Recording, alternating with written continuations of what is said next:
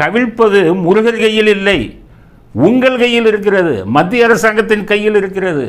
முருகர் காப்பாற்றணும் அப்படின்னு கேட்குறதுக்கு முருகர் போர்ட்ஃபோலியோவில் இல்லைங்கிறதுண்ணா. நீங்கள் சவுக்கில் வச்சுக்கிட்டீங்கன்னா அது என்னதுக்குன்னா, இவ்வளவு நடந்தும் என்னுடைய பாஜக எந்த வித நடவடிக்கையும் எடுப்பதில்லையே அப்படின்னு உங்கள் பாஜகவை திட்டி தான் நீங்கள் சவுக்கில் அடிக்கணும்.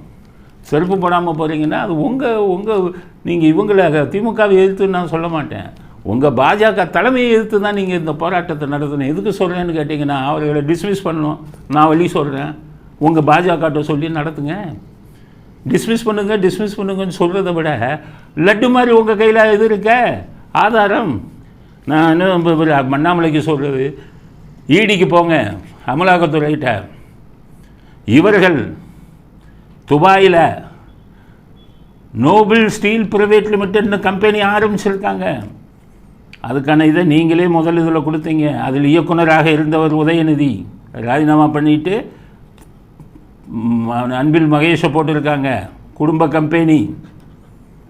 இந்த துபாயில் இருக்கக்கூடிய அந்த கம்பெனி இவர்கள் குடும்ப கம்பெனி, அதில் இயக்குனராக இருந்தவங்கெல்லாம் இவங்கிறதுக்கான ஆதாரத்தை நீங்கள் மத்திய அரசாங்கம் ஈடி துபாய் அரசாங்கத்திலிருந்து ஈஸியாக வாங்கிடலாம். அங்கே இருக்கக்கூடிய ரெஜிஸ்ட்ரார் ஆஃப் கம்பெனிஸில் நீங்கள் கொடுத்தீங்கன்னா, ரெஜிஸ்ட்ரார் ஆஃப் கம்பெனிஸில் ரொம்ப ஈஸி.